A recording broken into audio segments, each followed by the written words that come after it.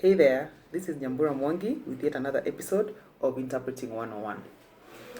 So, today I'm going to be talking about a word that I learned from a colleague, a mentor, and a fellow interpreter. His name is Jacowiti.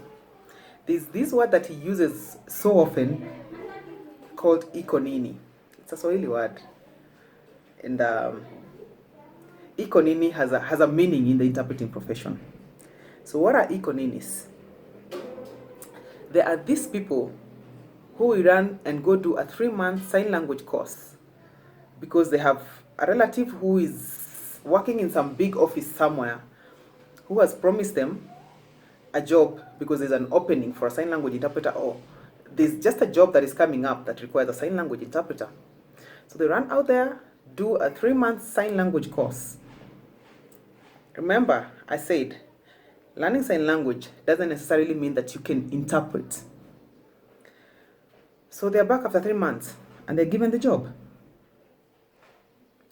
So this is where we have ninis. Because now what happens, that person is going to take a deaf person through unfathomable embarrassment. Why is that? Because number one, they do not have the experience, they know nothing about interpreting, they know nothing about how to deliver a message across to a deaf person.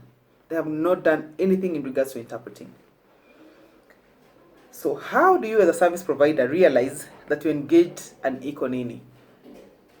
Well, interpreting is two-way. You have to sign, which is what we see most of the time, signing to a deaf person who is in a meeting or whatever it is.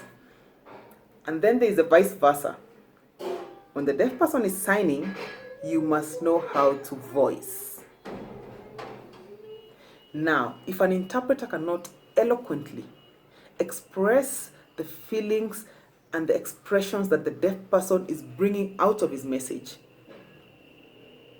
right there is your nini. A professional interpreter should be able to properly speak, eloquently speak, and be able to deliver the message that is coming from a deaf person without any hesitation. If you engage an nini, they will not be able to do that. Actually, in most instances, almost 80% of interpreters are not able to do the voicing. Why? It is part of training, and if they can do that, that clearly tells you that is an interpreter who is not properly trained. So do not engage an nini. You're doing a disservice to the deaf community. They're not accessing anything, because accessibility means providing quality professional interpreting services. 3-month sign language course will never be able to provide quality interpreting services. They're actually not an interpreter at all. So don't engage ninis.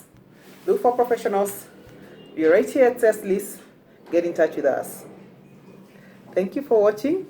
Before you leave, please subscribe to our YouTube channel, and please follow us on Instagram, Accessibility Services, and Center for Sign Language Interpreting Services on Facebook. Thank you.